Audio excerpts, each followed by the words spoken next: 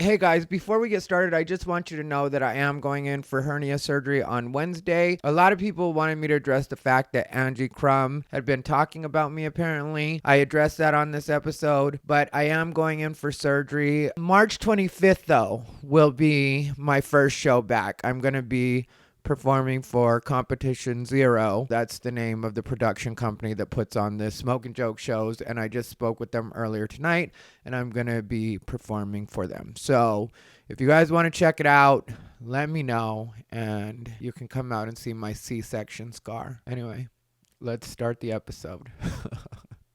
Heard Angie Krum was talking shit. We're gonna get unbothered. Everything bothers him.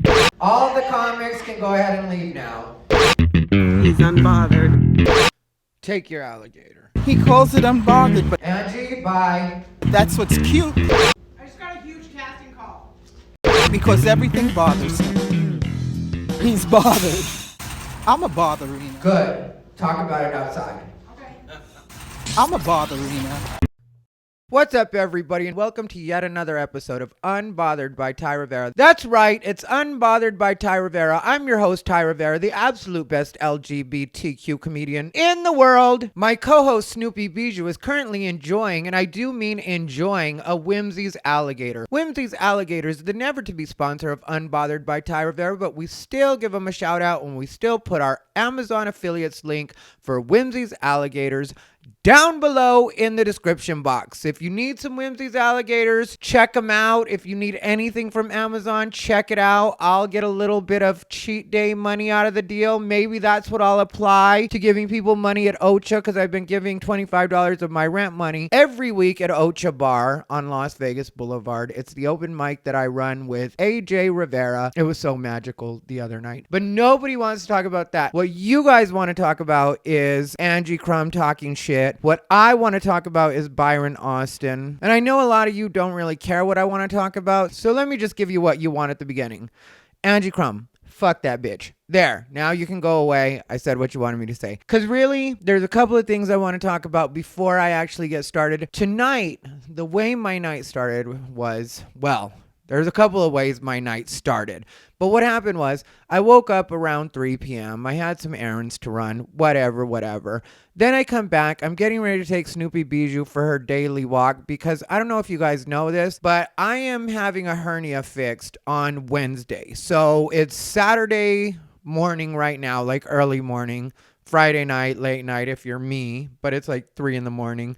And I really do have a hernia surgery coming up on Wednesday. So if you want to know how seriously I'm taking anything that's happening right now, not really at all, to tell you the truth. I hate to disappoint everybody, and I will talk shit because I'm me. But at the same time, I don't really care about anything that's happening in the world right now. I know I got to get this hernia fixed, and that's what I have to do. And there's a part of me that does hope I die on the operating table, even though I know the odds are almost nil that I will die. But I almost wish I would, just so everybody can start watching my YouTube videos and see exactly how evil this scene has been with me on several levels. Because anybody that knows me knows if I die anytime soon, I will blow up. Everything will fucking blow up. And so I've left a lot of things on my social media that would basically end the people that have been giving me a hard time, because if you really paid attention to anything that's been going on for the last going on a year now, it really has been a lot of me getting fucked over and a lot of people talking shit about me that I didn't do anything to, other than just be honest about the fact that they were being shady on different levels and in some cases genuinely trying to bully me. But never mind that. What I wanted to talk about tonight, like before I actually get started, which like I said, if you're just here to hear me talk shit, we'll get to that in a few minutes. So either skip ahead or stop watching. I don't really care what you do, because I just want to tell this story and tell what I want to tell and be done with it. You know, that's what I want to do as far as all this goes. Like I said, it really only matters so much to me. But anyway, what happened was right before I was going to walk Snoopy Bijou, I ended up getting a message from a friend on Instagram. And like, this friend is cool. And I didn't feel like this friend was trying to talk shit. They were just trying to tell me, hey, your girl's talking about you right now. Because anybody that knows me, watches this podcast, knows anything about my life, knows that I like Angie Krum. Angie Krum is my friend.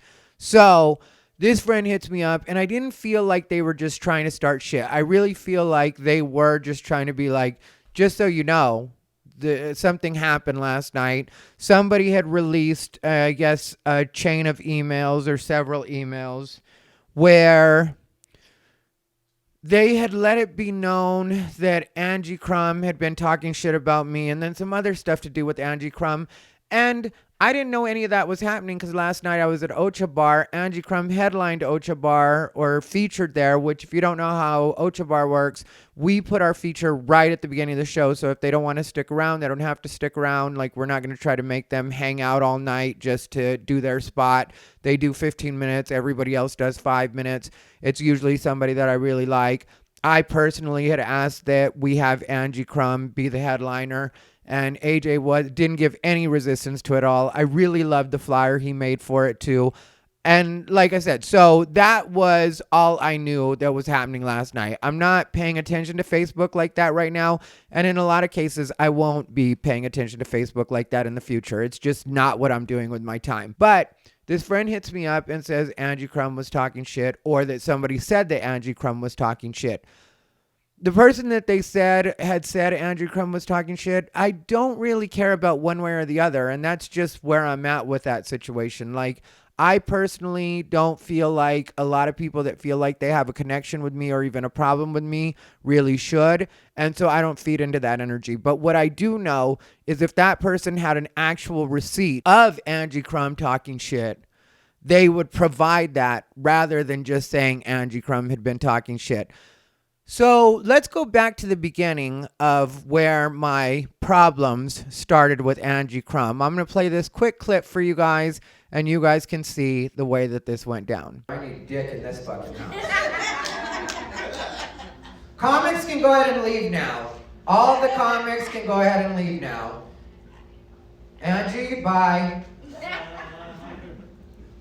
I don't need any other distractions, especially from people that do the same shit I do. So you guys can go ahead and leave if you guys want to talk in the back or whatever the fuck you want to do. I'm not down.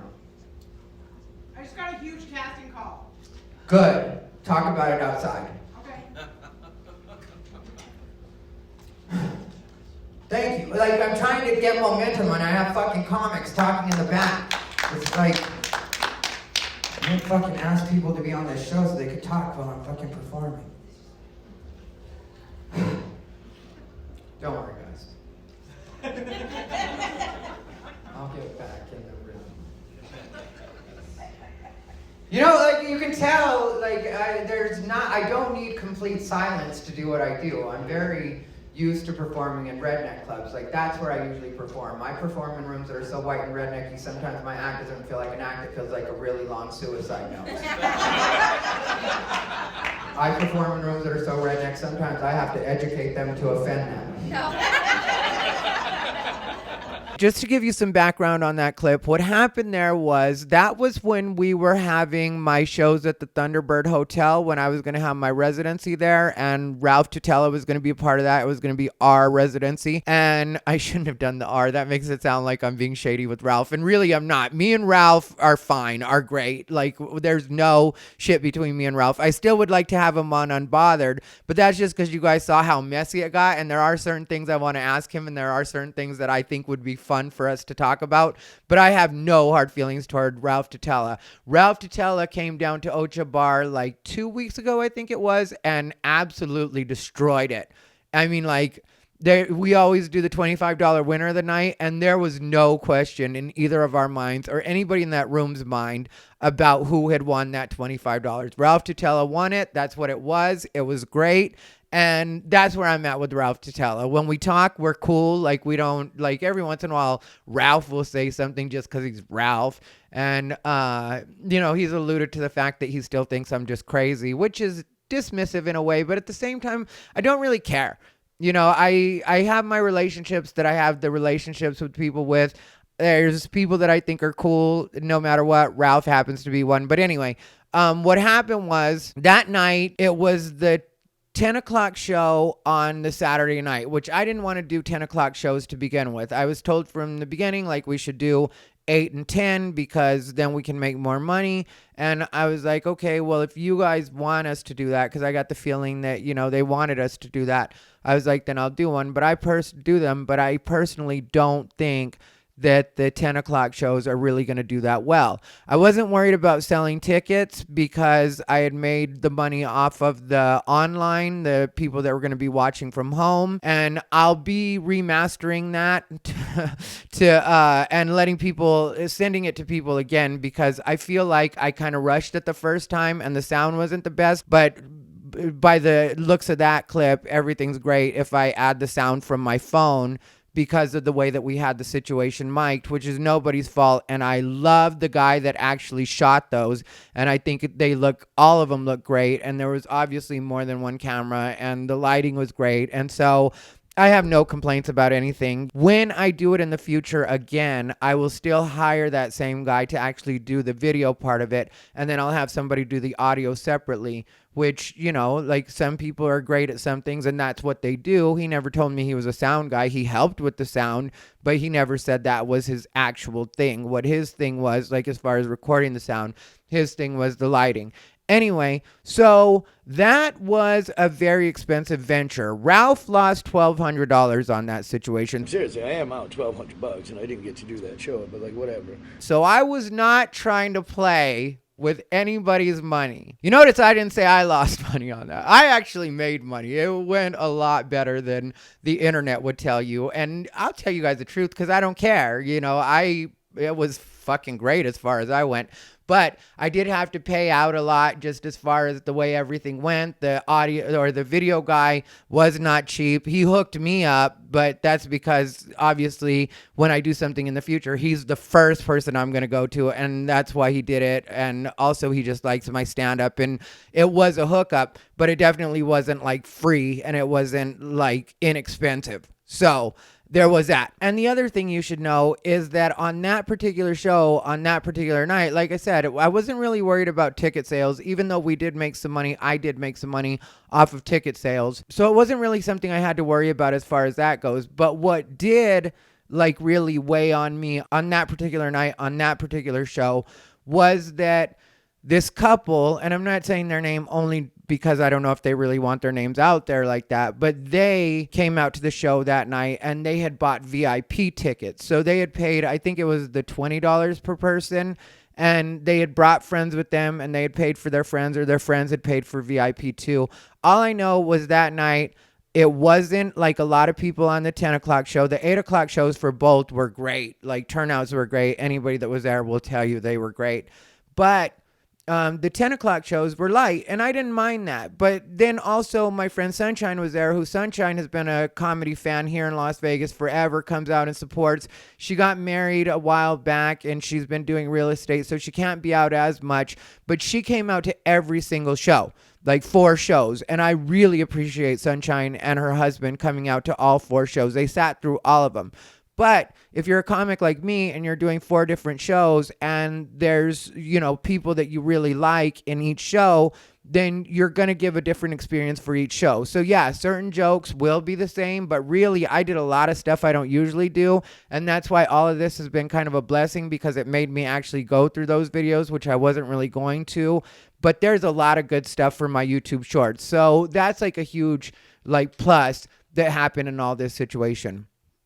But to get back to what was happening that night, so you have the fact that it is, not a cheap night. I had asked Angie Krum to be on the show, and I was paying Angie Krum for each of the shows. I paid everybody to do the shows, and it wasn't a lot of money, but I was paying people to do my shows, and I really didn't need anybody because they were my shows. And so all the promoting was being done through me. It wasn't any kind of bringer. It wasn't telling comics, make sure you promote it. Technically, I booked most people last minute, except for Angie Krum. Angie Krum was the first person I hit up, and I had told Ralph about her that I wanted her. So I definitely do have Angie Krum on my mind when I'm doing things, not only because she's a woman and women get less chances, which is just a fact, but also because she's funny and I genuinely like Angie, and the fact that she's from Arizona doesn't hurt either. So at that particular time, though, Angie was talking, and then like she said in the thing, it was because she got some kind of callback for some audition that she had done, which I respect that, but at the same time, I'm trying to be fully engaged in this show. I've had to give 4 different experiences. This is the 4th one, and I'm killing it on every one, not being full of myself, but I really was. Like, no matter how many people or how light the audience, I'm killing it on every one of these shows. Verifiable, and I'll be putting out video from all of it because just was great. And even I'm proud of what I did on that particular weekend, especially since I had to handle all the behind the scenes stuff. And then, my situation with Ralph was happening kind of at the same time. And one day I'll do the full behind the scenes on that, but there were so many things that could have gone wrong. And then at last minute, it all just went great. But then me also having to perform to the level that I chose to perform for each one of those shows, I'm very proud of the way everything happened. But at that particular moment, like I said, I had VIPs, and then I had some other friends that had shown up for the late show that night that were also expecting me to actually do something. Then there was this drunk couple that was heckling, so I was having to deal with that. So there's a bunch of factors going on, and then I hear the comics talking in the back of the room, which this isn't an open mic. This is a show. This is an actual show. This is a weekend that I've promoted, and so I'm trying to give actual experiences here. So I can't have comics talking in the back, no matter how much I love Angie Krum. You gotta zip it, Angie. Take it outside, bitch. Into the fucking alley, because there was no green room or anything like that. You would have to go into the alley or right there in the parking lot. But whatever you have to do it. That's where I was coming at it from. And I don't give a fuck who you are at that point. If you're interrupting my show, if you're making my show seem like an open mic, that's something I'm going to address. And I don't care about your feelings or anything else. We can discuss that the following day. So what happened was, I did the shows. Angie had left early, and I respect that. We didn't get to talk. I ended up calling her a couple days later, maybe after I decompressed, like on Monday. We talked about it. She was fully receptive to everything I was saying. She was apologetic. She was like, I didn't mean to seem unprofessional. I told her exactly why I had that reaction, just like I told you guys right now. Just, it wasn't cheap, and it was a professional show, and I wasn't trying to have it be an open mic, and comics talking in the back is like an open mic, and we're just in one room. There's no green room. So I told Angie all of this. Like I said, she was completely receptive to it, took it like a champ, made no problems for me, and we moved on. So that's great, right? Then we come to this situation where there's this thing that happened last night, and Angie just did my hair the other day. So, I've just recently talked to Angie. If you watched the last episode, she gave me my pendulum, which I'm wearing right now. And so, as far as on an energetic level, I just fuck with Angie Krum. That's what it is. So I didn't mind anybody telling me that Angie had said anything about me, because like I said, at first there was the one friend, and then you know how these things happen. Once one person tells you, then all of a sudden you get kind of flooded. Or if you're me, you get kind of flooded. And different people tell me with different intentions. Like that one friend told me like, hey, I'm just telling you. There were a few people that like, oh, Angie's going to get it now. And whatever your way of doing it was, you did it. And I know, and I'm cool with it. Like as far as like, I'm cool knowing, and I don't hold that against anybody, or I'm not talking shit. I'm just saying this is the way that it went down. So what happened was they tell me, but I'm not able to actually see it because it either got deleted by I don't know who, but it definitely did get deleted. The first thing I was told was that Angie and this person, I guess, had been exchanging emails. And then at some point that person had said, you talk shit about everybody. You just were talking shit about Ty Rivera the other day. Or maybe he just said Ty the other day. I don't know. I didn't see the emails. I find it weird that they were even communicating through email, because who communicates through email like that? Like you would think Facebook, Instagram, something less formal, text message. But anyway, some people communicate through email. I'm nobody to judge. Maybe it's like a new school version of You've Got Mail. Remember that movie with Meg, whatever. Anyway, so Meg Ryan, that was her name. So, I hear this and I'm like, all right, cool, whatever. But I don't believe it. I mean, like, do I believe Angie said anything about me? Yeah, of course. Do I care about that? No, I don't. Because Angie Krum is a bitch from Arizona. I'm from Arizona. People from Arizona are fucking trash. And guess what? They gossip every once in a while. And when you're dealing with bitches from Arizona, if you know anything about it, they'll start gossiping and just tell you anything about anybody. Well, not anything about anybody, but they will tell you a lot. Like, the only thing that could make Angie talk more is if she had a porch light behind her and a bug zapper. That bitch will tell you where the slaves are if you had those two things, because that's the way Arizona people are. We're trash. It is what it is. So I really was like, I don't really care. But then the other thing is, if Angie had said something so terrible about me, because I know this person doesn't really like me and also is trying to burn Angie at that point, there would have been a receipt proved that said exactly what Angie said about me if there was an actual receipt to be provided.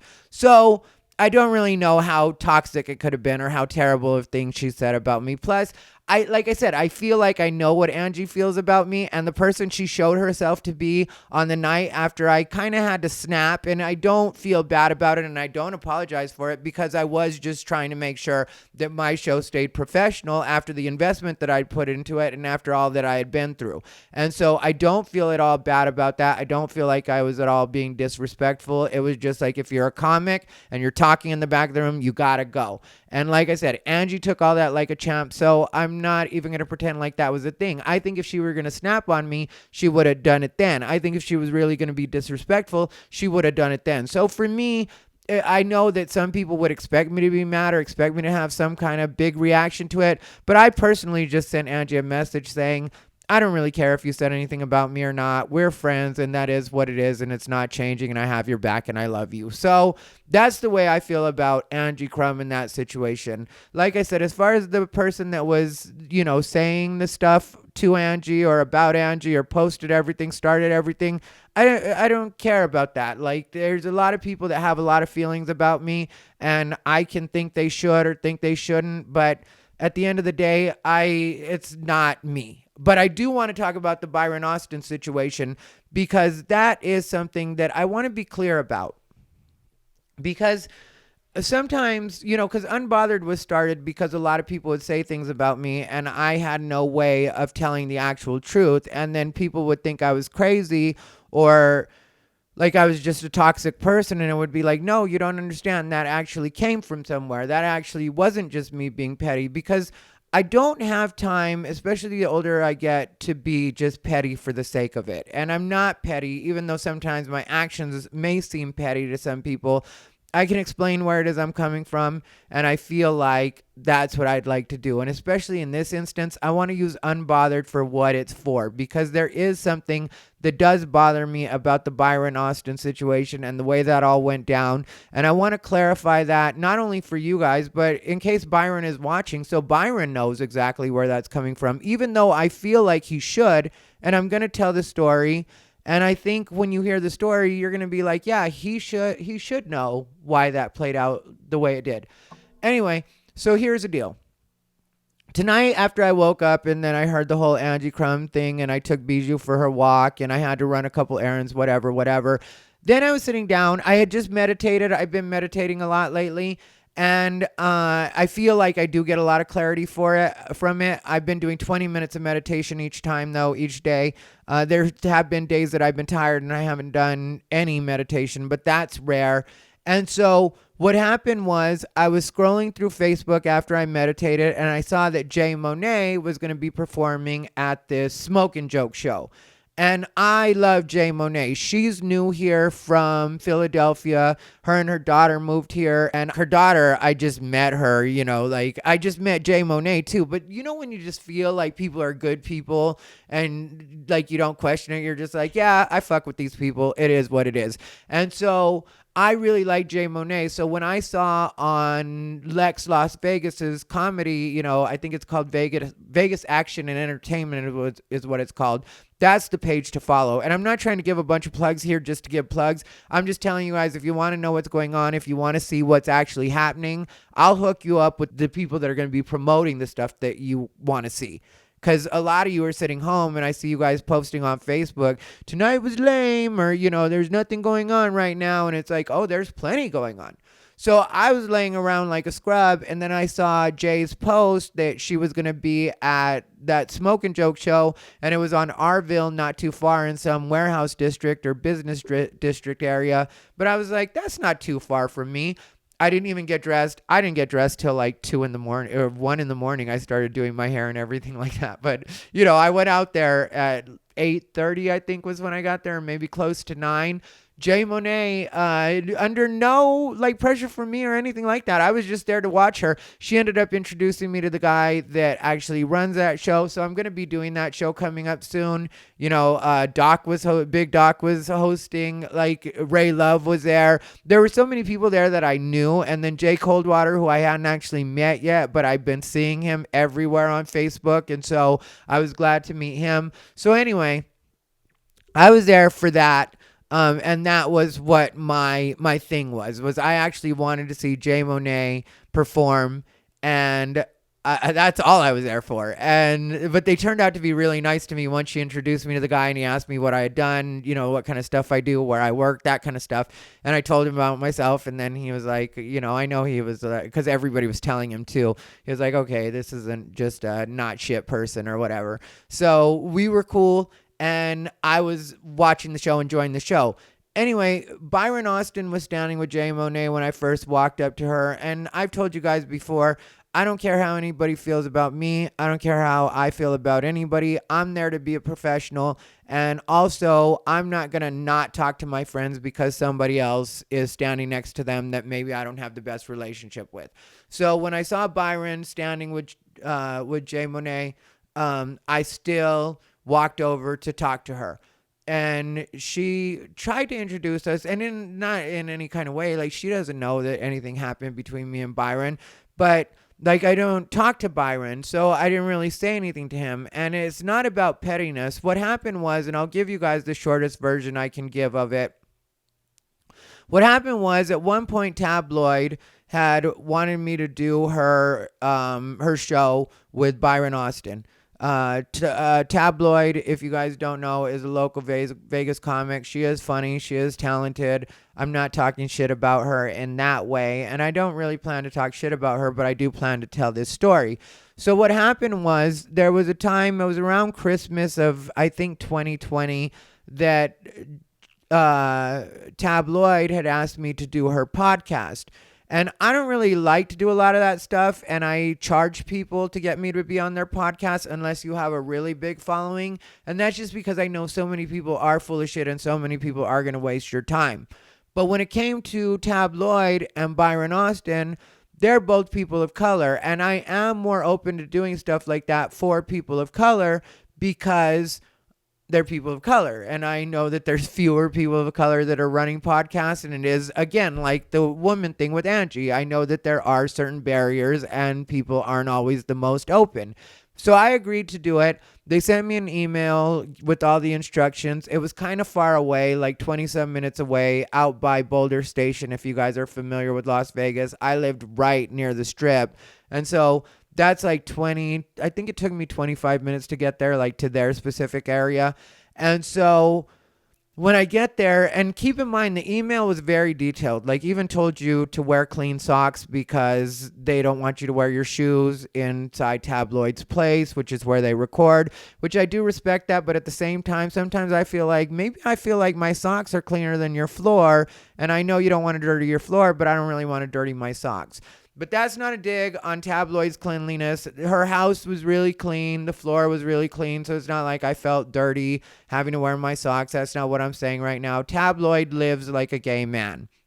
So What did get on my nerves though is there were all these detailed instructions, but then it didn't tell me that there actually was a gate. And I remember I was trying to get a hold of Tabloid and I couldn't get a hold of her. So I didn't know like which buttons to push in, and I didn't know her legal name. Like Tabloid obviously isn't anybody's name, not talking shit, but just tabloid. And so the call box, and I did look on the call box just to look, and it was just like a whole thing, right? And so there's that goes on, and that got on my nerves because now I've driven 25 minutes and I'm driving around her building, can't get a hold of her, trying to figure out how I'm supposed to get into the gate. So that was annoying, but whatever. I'm still not mad. It was a little bit annoying, but whatever. So then I'm able to get a hold of them. They tell me what I'm supposed to do. I believe it was through text message that happened. And so, and I could be wrong on the details, like it being text message. It could have been a quick phone call. I don't remember. I just remember, I'm lying. They didn't get a hold of me. Now I remember the way that went down. What happened was I drove around and I ended up finding a gate where somebody was driving into the gate. And so I followed in behind them, and then I was able to get in. Then I made it to her address. All right. So I'm kind of annoyed about that. Like I said, I couldn't get a hold of them when I was trying to get a hold of them. And so when I get there, I hit the call box, because there's a call box, like old school, like 80s intercom system. And so I hit that call box in front of Tabloid's place, her actual apartment. And then they tell me to just come in and take my shoes off and go straight upstairs. Now, I'm not comfortable with this because I don't know if you got a squirrely uncle or, I don't know who all lives there, and I don't like just walking into people's places. I prefer, at least the first time I come over, I get greeted and brought in like you would treat a guest. The way I treat people when they come to my place. I would never be like, just find your way to me. I just wouldn't do that.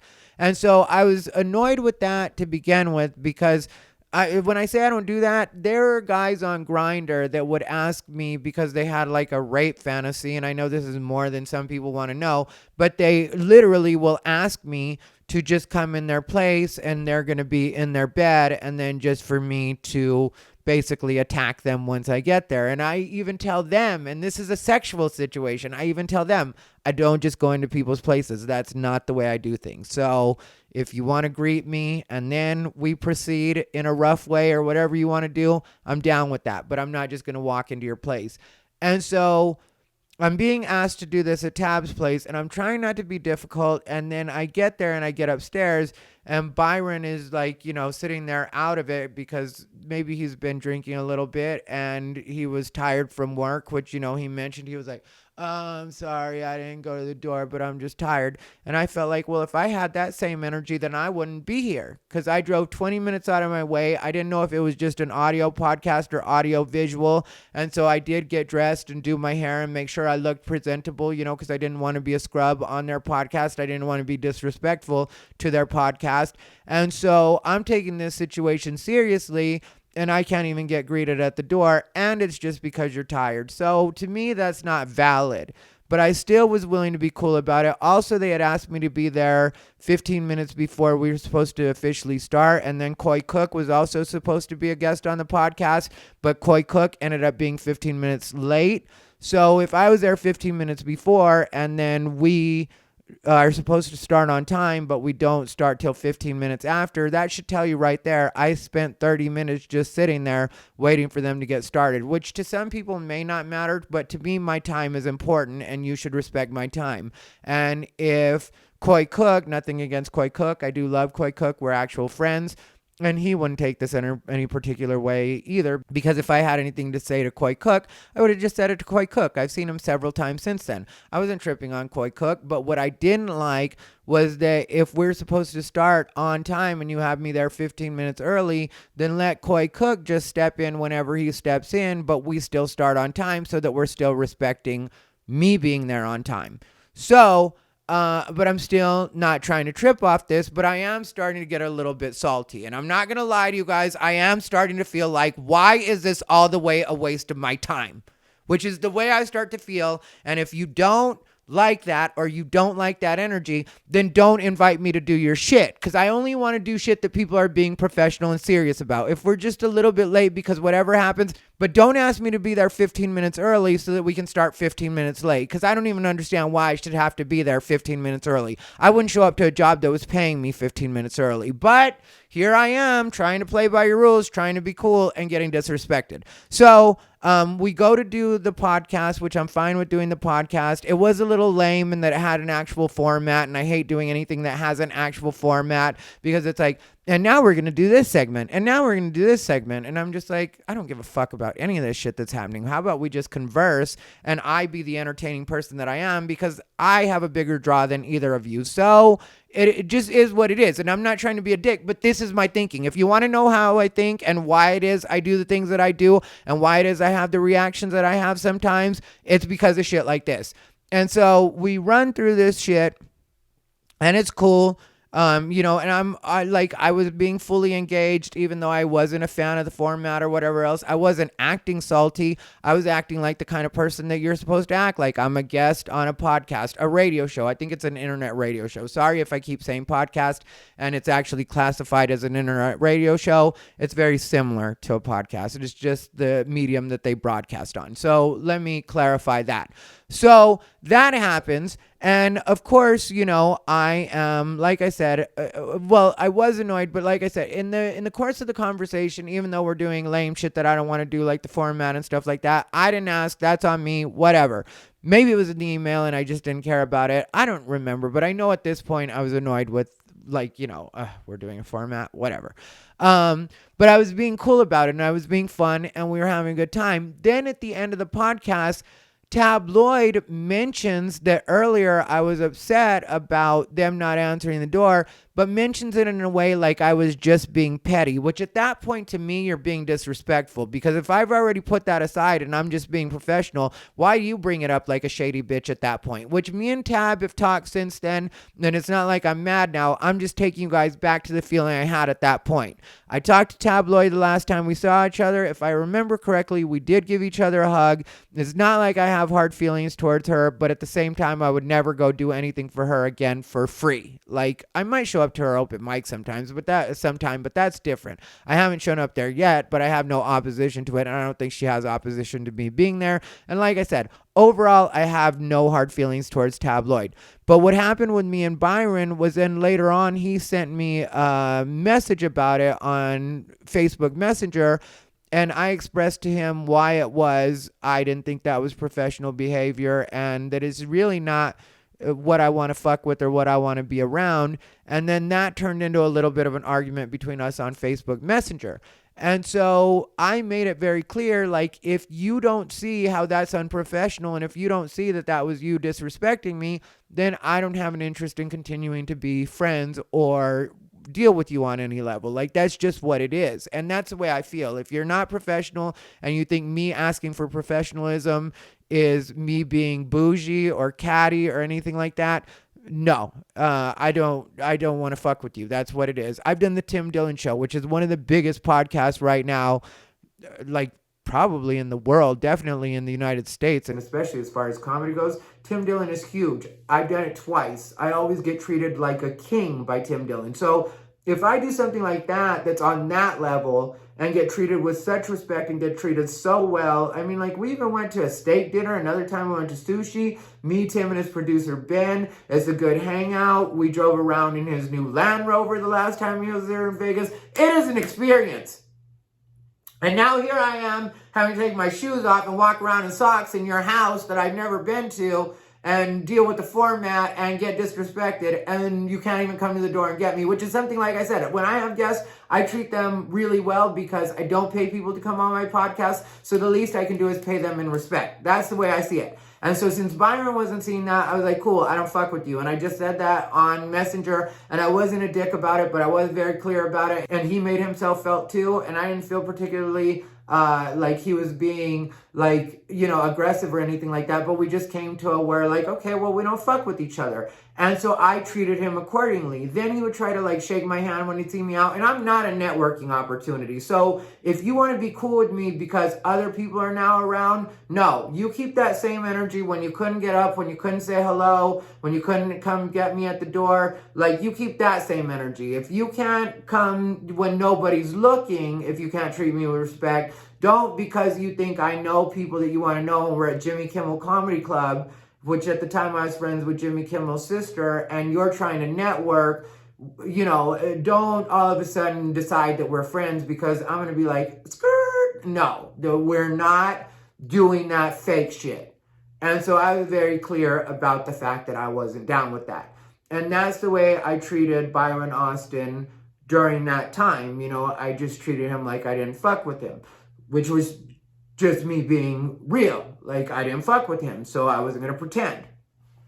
So then we get to the point where it's Halloween, and it's my sister's, the anniversary of when my sister died. And so I had done some shrooms, and then I had been drinking, and I went over to LA Comedy Club, and Byron was there, Jimmy McMurrin, Trix. I was friends with everybody at that time. So, of course, I talked to who I talked to, like Trix, Jimmy McMurrin, everybody else there. And I was drinking a bit. And then somehow, we got to Byron. And I was feeling like bygones be bygones, probably because I was soft because that's the anniversary of my sister's death. So I will fully admit that. And Byron maybe doesn't think I remember because I had been drinking or whatever, but I remember all of the way that went down. I don't remember the exact words, but I remember the exact words to anything. But I remember us really just squashing it, and me just telling him it was just the way that you didn't have any respect for the fact that you guys did in a lot of ways disrespect me, and that's not the way you should treat a professional, and really that's not the way you should treat anybody. It's called a podcast guest for a reason. You treat them like a guest. And so I explained this to him. We had a good conversation about it. We literally shook hands, eye contact, we both squashed it. It's not a thing anymore. And I just told him, that's just not, bring it up again. It just is what it is. That's something we agreed on as gentlemen. And even though I'm gay, when I make an agreement with somebody, especially man to man, I expect you to honor that agreement. We both agreed that it wasn't something we're going to continue to talk about. And the reason that I don't want to talk about those things after they actually happen, especially when the other person isn't around, if we talk about it, that's one thing, but I don't really like heart-to-hearts like that. So, it's not like I'm going to want to talk about it more than the one time that we talked about it, to tell you the truth, because we all got everything out right then. I remember he told me some stuff too, this is the way he saw it, and I was like, this is the way I saw it. Like I said, gentleman's agreement, shook hands, cool. We're completely cool as far as I go. And like I said, I dropped everything. Like that shit with Angie, when she apologized to me after the Thunderbird situation on that Monday, I had no hard feelings towards Angie. And just to wrap that up really quick for anybody that wants to know where I'm at with that situation, because of the person that Angie has shown herself to be to me, I personally wouldn't question what or who Angie is based on anybody else's words. If somebody showed me some actual receipts, something like that, then maybe my mind would change. But even then, I doubt it. Like I said, I just don't. I feel like I know who Angie is, and I love who Angie is. So that's where I'm at on that, just to wrap that up. Byron, like I said, it's not that I don't like him. It's just that almost immediately afterwards, after that situation happened and we completely squashed it, then another friend of mine told me that Byron had told him that story and basically told him the same thing, that I was tripping, that I was just full of myself and that kind of stuff. And it's okay, well, if we squashed it and supposedly we understood each other, that would be the same as if I was talking shit about you. Then I would expect you to come to me and be like, hey, that's not what we were supposed to be doing. Or just decide you don't want to talk to me, and I should know why you don't want to talk to me, and I shouldn't at all act victimized about it, because that's the thing. Byron has told that story to a couple of people since then, and so I just decided, okay, well then we're back to the I don't fuck with you. And it's not because I don't like you or didn't like you. I did like you, and I do think you're talented. I do think you're funny. And when I had to introduce him at Wise Guys, I was not at all shady about it. I wasn't shady about his positioning, like where I put him in the lineup, because I was hosting the night. I remember I had to introduce him, and I wasn't trying to do any of that, because like I said, I want to keep it all professional.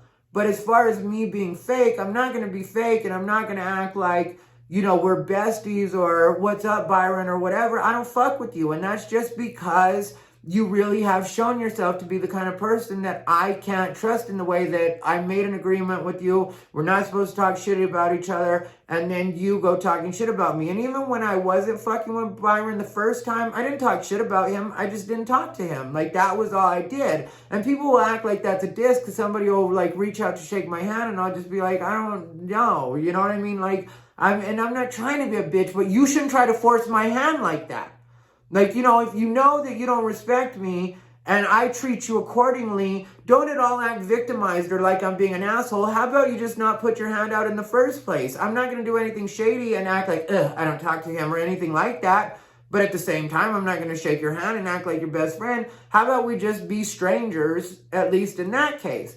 And so tonight, I, of course, didn't talk to Byron. He walked away. There was a couple of times when I accidentally bumped into him, because Jay Monet, you know, because when I went to watch Jay Monet actually perform, because at first she hadn't gone up yet, and then I went in to check it out. The room's really cool. It's, like I said, it's a warehouse type space, it's just a small one, intimate. Like, seats about 40 people, but it's a great room, and it was a great show, and I really did enjoy being there, but I didn't stick around after Jay said. I just went ahead and left. No offense to anybody else. I don't even know who was going to be on the lineup, but just, I went out specifically to see Jay. Then I wanted to go to the grocery store, which I did go to the grocery store because I wanted hamburger helper, which I'm trash, but that's what I wanted. I haven't made it yet because I wanted to record this before I ate and got tired. And so the thing is, that's where I'm at with Byron. You know, it's not about not liking him. And I just explained this because sometimes we do run in the same circles and sometimes we do see each other.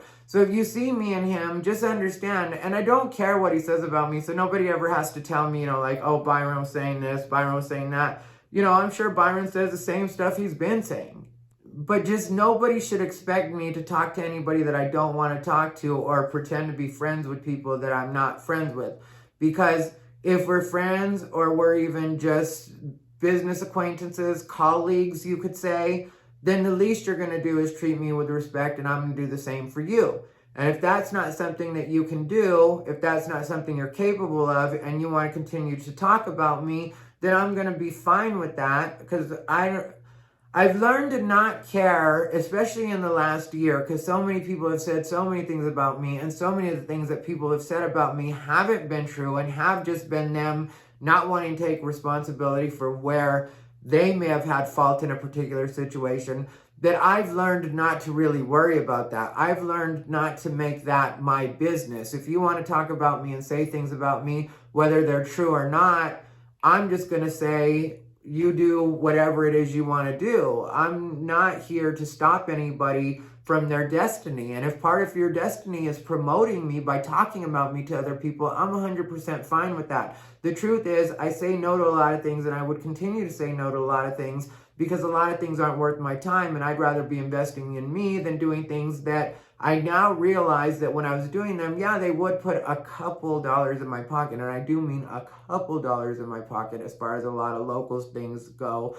But they also were a distraction and kept me from doing other things that would be more beneficial to me, like shooting content, like editing clips, like the kind of stuff that I can do to promote myself so that I make the real money. Because really, that's all I want to be around right now, is people that are motivated and trying to actually promote the stuff they're doing and trying to actually get ahead, not only as a scene, but in your life. And in order to do that, you don't have to cut other people. In order to do that, you don't have to be backstabby. In order to do that, you don't have to badmouth even the people that you don't get along with or the people that you don't particularly care for. But at this point, there are very few people that I really don't like. There's one person that I really don't care for, and maybe I'll do an episode about them. And I definitely will end up doing the Gooch episode for you guys, where I tell that full story and tell exactly, because I wasn't able to tell at that time exactly the way it went down, because I wasn't sure if I was going to pursue legal action on that, which I fully could have.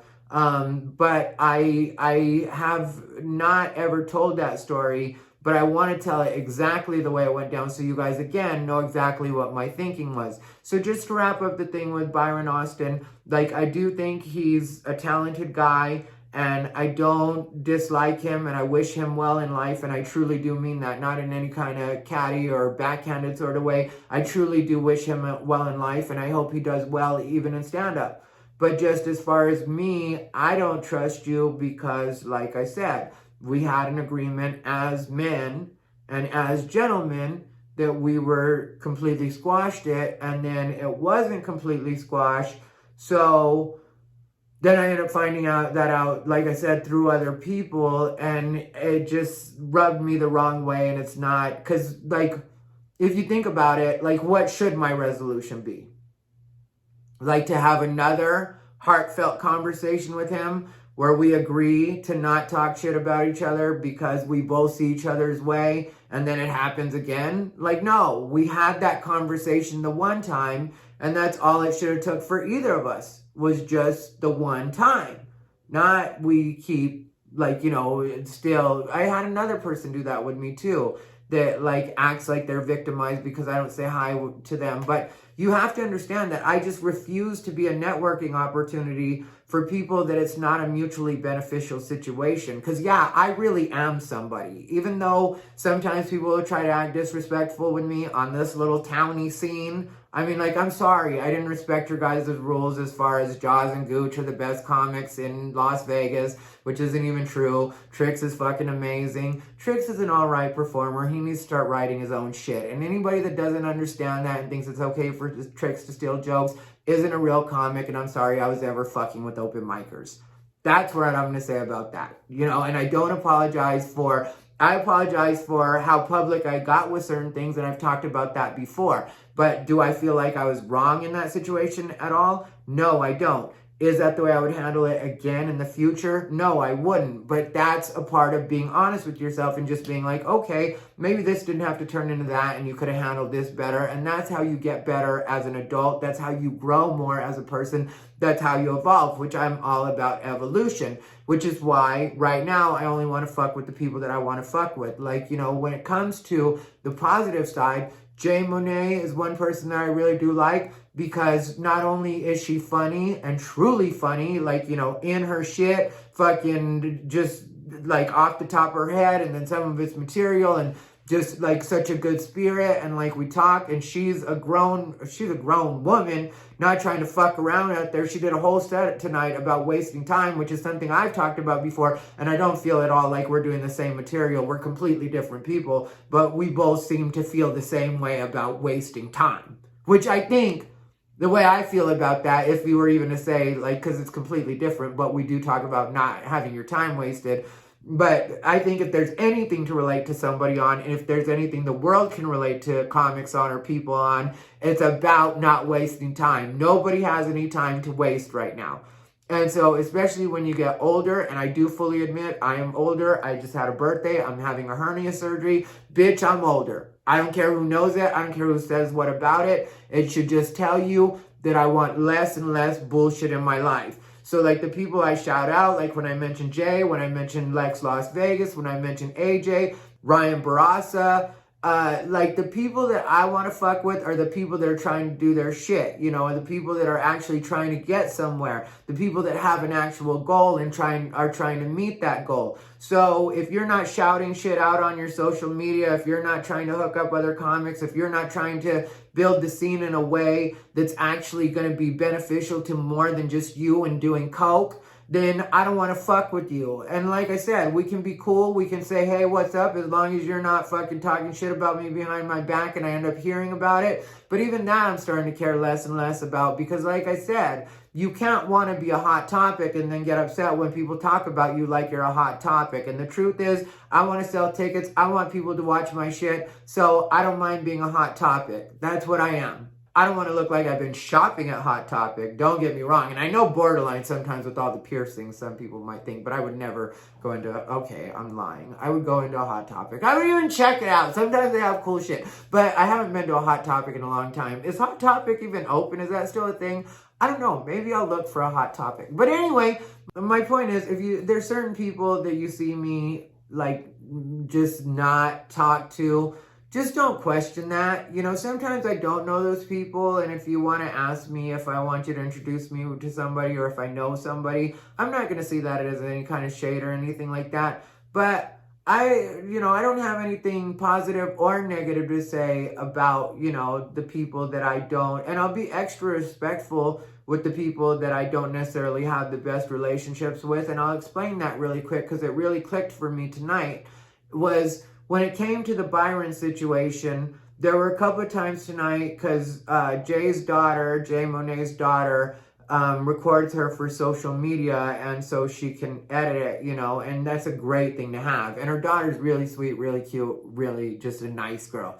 And so I was standing next to Byron just because that was the only spot to really stand in where I was out of the way. And like I said, it's not like I hate him. It's not like, ugh, I can't be around your energy, or I'm like, I don't give a fuck, I'm being professional. There's only so much space. And like I said, I don't hate him. I don't at all. And so, so I was standing on one side of him, and then Jay's daughter was trying to get the best angle, and it turned out I was standing in the spot where it's the best angle. And some people might be bitter and like, this is where I was standing. But I really felt like, why would I not try to help Jay's daughter get the best angle she could get of her mother so that her mother can promote the way that she's supposed to promote? Of course, I want other people to see her and her to be able to promote. I came out to see her. So it'd be counterproductive for me not to just move out of the way and let her daughter completely have that space. But that meant I had to go to the other side of Byron. And at one point we bumped, and I quickly gave him, excuse me. And not at all shady. Because the way that I see it, and because I think in my head sometimes, especially when I was leaving that situation, because I bumped him more than once, and I did both times give just a sincere, excuse me. But I'm extra respectful that way because, like I said, I don't hate him, but I do see us as strangers. And if you think about it, you are more polite with strangers in a lot of cases than you even would be with your own friends. Not you're nicer to strangers than you would be to your own friends, but you are more polite with strangers than you are with your own friends. Like with me and my friends, I pretty much tell friends, if I'm ever in your way, I'm very used to being the baby, a Mexican boy, the only boy in a Mexican family. So I'm very used to uncles and aunts and my mom and my dad, not even talking to me that much and just moving me out of the way, when I need to do something. And it was always done in a loving way. And I can feel that when somebody does that with me. And hanging out with ethnic people, that's another thing. And I think sometimes I get that little boy energy off of me and know that I'm respectful like that because people do treat me accordingly. People will just move me, and it's always in a nice and a loving way. Also, if you see me with a lot of my friends, a lot of my friends just fucking tap me or whatever the fuck. I'm a sturdy guy. It's not like I feel threatened because somebody touches me or any of that shit, So I'm not, but my point is, if you think about the way that dynamic works, like me, if I bump into a friend, yeah, I'll say, excuse me, but it's usually more in a I guess I'm saying this because it's a polite thing to say, but really we're friends and I didn't mean to bump you and I wasn't being shady with you. So anyway, what I'm trying to get at is, with actual friends, then a lot of times you can skip the excuse me because you're friends and they know that you're not trying to be disrespectful anyway. But when it comes to strangers, I'll be extra respectful, and that's the way I treat Byron and people like Byron. Because I'm not trying to be disrespectful. I'm not trying to disrespect him as a man. I'm just saying this is me, and, you can be you, and we don't have to really interfere with each other that way. And so I hope that explains to you guys the situation with Byron and why it is that I might behave like I behave with certain people like that. And it's just because there usually is some kind of history. And, well, I'm not a diva type, and I'm not trying to be like everybody has to treat me better than. Like, you should at least be willing to give me the same respect I'm willing to give you, or we just don't have to be friends or be around each other. Anyway, this has been Ty Rivera, the absolute best LGBTQ comedian in the world.